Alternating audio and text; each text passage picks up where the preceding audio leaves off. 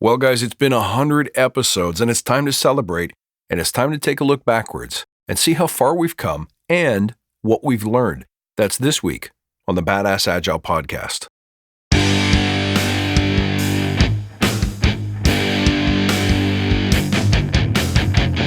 Greetings, team. Welcome to the Badass Agile podcast. I'm your host, Chris Williams.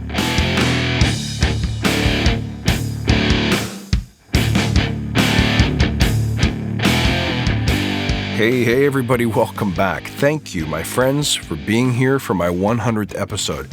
It's actually much more than 100 episodes because I keep doing Badass Unscripted, and in the early days, I think I called them inspirations or musings or insights or something like that. But the point is, official numbered episodes, we've just hit number 100.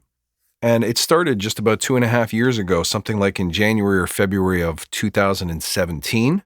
And you guys have been jumping on at a record pace and supporting the show and supporting the movement. And I have to say one more time that this exists for you and that I know who you are, even though now there's quite a lot of you. I think we're in 80 plus countries at this point around the world, and I'm so seriously grateful for the presence of each and every one of you. And every time I sit down in front of the mic to record something, I can picture you sitting there listening. And that's what keeps me moving and keeps me trying to add things that are valuable to you, or at least entertaining to you, so that you'll stick with me, that you'll learn some of what we're trying to talk about and spread here in the community, and that you'll invite your friends to join the party. All right, well, listen, let's do our initial meditation, right? Let's remember why we're here, to create an elite tribe of leaders who truly serve their clients and communities by doing what matters and what works, relentlessly chasing value and excellence like a badass. There's so many resources out there about what you need to do to be agile, but we're focused on who you need to become in order to lead teams. So let's hammer down those fundamentals to create a unique and powerful force in this industry. Remember, if this helps you, tell your friends. And don't forget to check out my daily Agile inspirations for leaders by subscribing to my email list. You get a preview of next week's post, and you get a free video to help you line up your week with strength and focus. We shoot it straight to your inbox. You can also submit your coaching or leadership questions. You can do it all at badassagile.com. All right, guys, 100 episodes. What have we noticed? What did we learn? Well, if I go back and listen to some of the old episodes, I really didn't know what I was doing. I really still don't know what I'm doing, but I'm just a little bit better now than I was before. And I'm better because I tried things, I learned from them, I adjusted, and I tried again. So I think the proper focus for our 100th episode is how can the things that I've learned about doing this podcast and engaging with my teams professionally and personally, how can those things benefit the tribe? Well, that's the first observation. Let's think about how far we've come. This show has grown at an exponential rate. The number of listeners and downloads I had in the first 15 months, we now get every 6 or 7 weeks. That is massive. And that growth has been intentional and experimental. I've tried tons of different things to try to figure out what could help spread the word and what would be valuable to different kinds of listeners. And what's happened is that we've created this really unique tribe of people who truly believe that the practice doesn't matter so much as the intention of the practice and the true spirit of visionary and service-based leadership that we're creating. And what I found is that the people who listen to the show are people who are interested in becoming bigger and better people, more powerful and effective leaders that want to create more humane and happy workspaces by introducing simple procedures and philosophies of working that reduce the waste and frustration associated with typical ways of working and thinking. Now, in my mind, that's a movement. So this show is not about educating people and how to be better agilists, but it's about changing the world from our little unique special corner, one person at a time. And that's the part that I'm truly grateful for. It's not the listenership so much as it is the building of that elite, unique brother and sisterhood that's trying to make the world a cooler, more badass place to live in. Now, jumping back to 2017, and in fact, I was just reading through some of my journals from 2016, where I was sitting there every day saying, I got to make that episode. I got to make that podcast. I got to get this going. I got to get started. My problem was, not surprisingly, that I didn't know what to make it about. How is it going to make it something that people would want to listen to? How is it going to make it something that created value so that people would download it, check out the ideas, and put them into practice? And the answer was I didn't know. All I knew is that I wanted to create an elite tribe of leaders. So I wanted to create people that were the 2%, those people who were willing to do what the 98% were not willing to do through consistent, disciplined, gritty action to make change in the modern work world. Agile was really just a vehicle. What I wanted was a bunch of superheroes, a collegial unit of Dirty Harrys and Wonder Women who are out there spreading the belief system around this kind of leadership through consistent, courageous action just to see what we could accomplish, basically. And the only thing I had going for me was a burning love of audio, number one. Number two, a burning desire to make that happen. And it was so bad and so bright that I could simply not wait any longer. And there was no amount of research or listening or comparing myself to other people that was going to help. I simply had to leap. So the number one lesson I learned through doing 100 episodes of the Badass Agile podcast is whatever it is you want to do in this world, just go. Knowing how to do it perfectly, knowing how to do it properly, doesn't matter and is not necessary.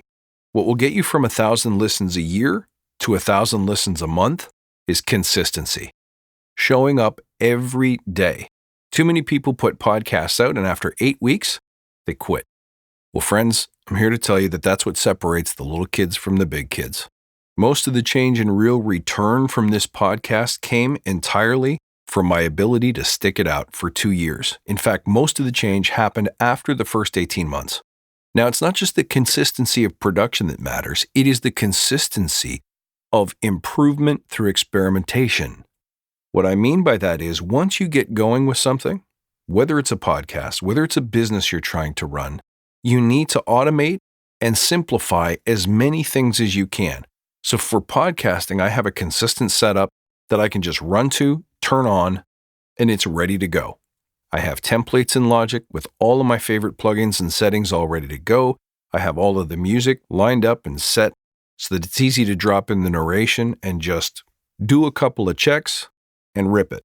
But more than that, it's my creative process, which I'll do an episode on exclusively in the next few weeks. So how I write, how I groom, how I refine, how I generate ideas in the car, how I generate ideas while I'm camping, how I make time for the creative process, and what are the 5 things that I do before every recording session to help guarantee success. I also have processes for once it's been produced, how to get it out there on social media, how to track my numbers.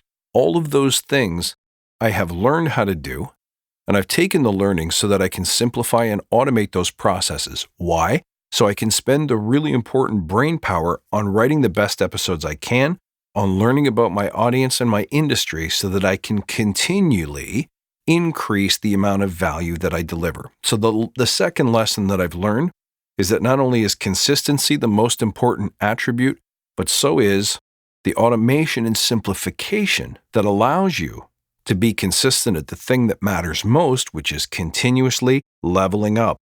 Now, everything we've talked about so far applies equally to whether you're just being an Agile coach, a Scrum Master, a developer on a team, a tester, or as an Agile podcaster. But let's talk about things that are a little more universal that I've learned. Number one, never ask for permission. To me, that means be who you are. It is your unique voice that makes you valuable. Do you understand that? It's not the things you do. It's not even the techniques that you become perfect at. It is your unique voice and offering to the world that makes you stand out amidst your competition. Lots of people out there make barbecues. Lots of people out there make cars. Lots of people out there make smartphones or stereos, but there are only a handful that are considered the best in the world. And if you want to be considered the best, the first thing you need to do is figure out what your distinction is. What is it that you will do better than everybody else?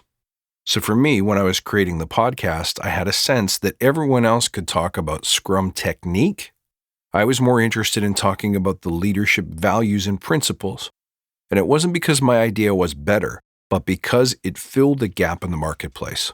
My content was going to be unique yet complementary to every other existing offering out there. But in order to do that, you have to have courage. The courage to not be swayed by what other people tell you or say about you. One thing you have to realize about other people's opinions is that they're exactly that. Somebody else's.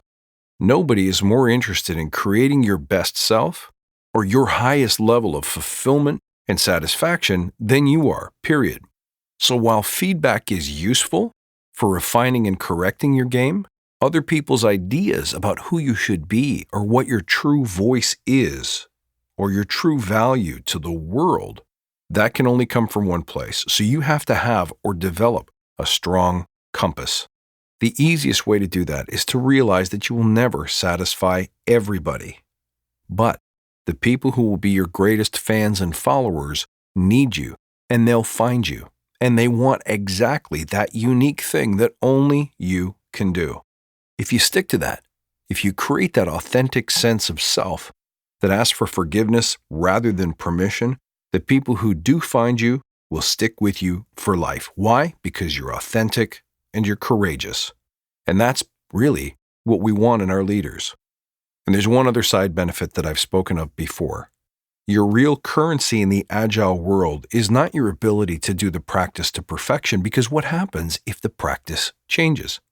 What happens if Agile falls out of favor and is replaced by something else?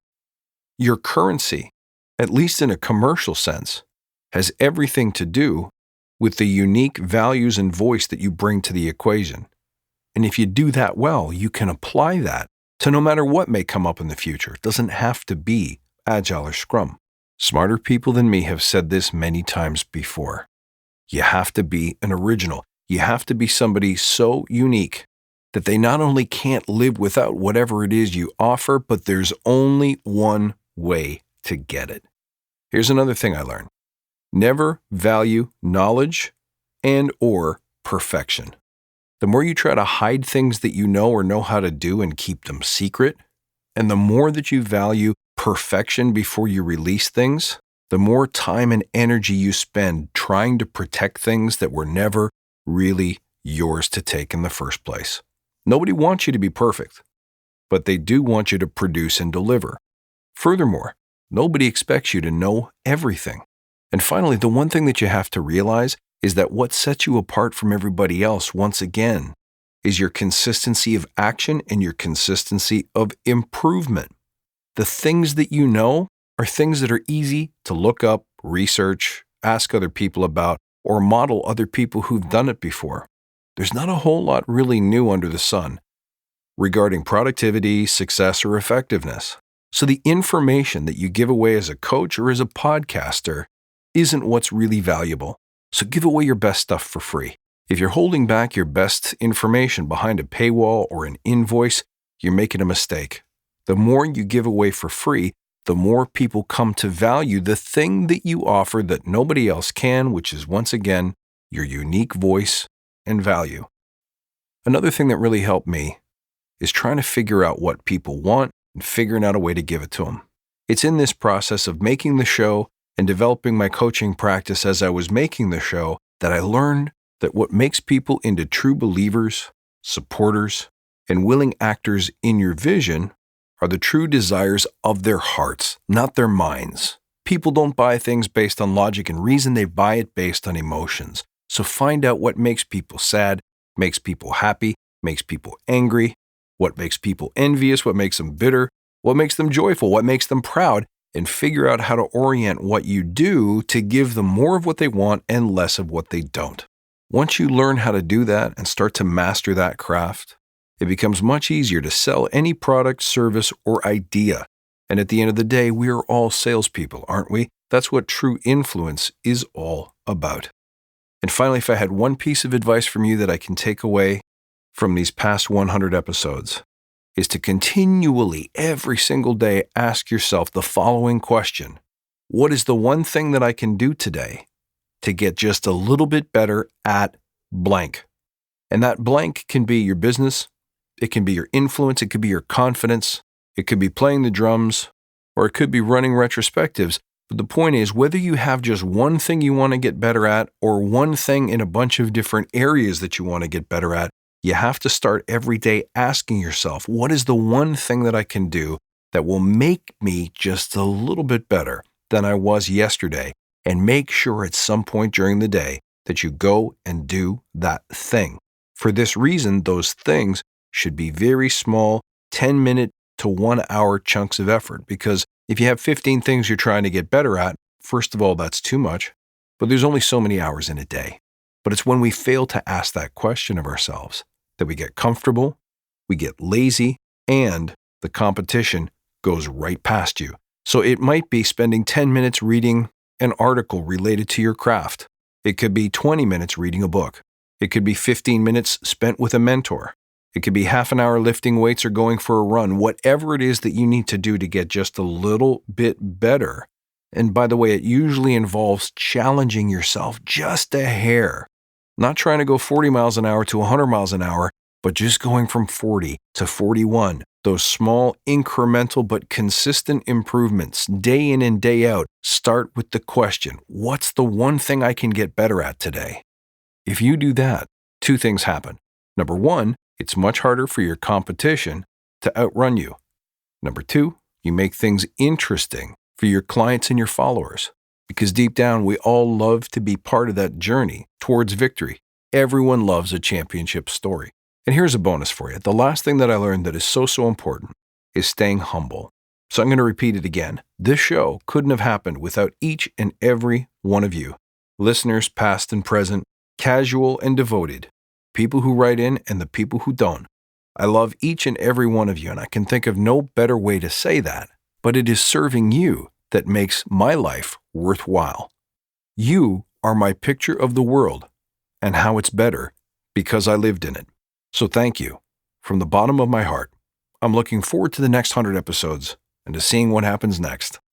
Friends, one more time, thank you for listening these past 100+ episodes. You can reach out to me at badassagile.com or find me on Twitter at badass_agile, and I'll see you in episode 101.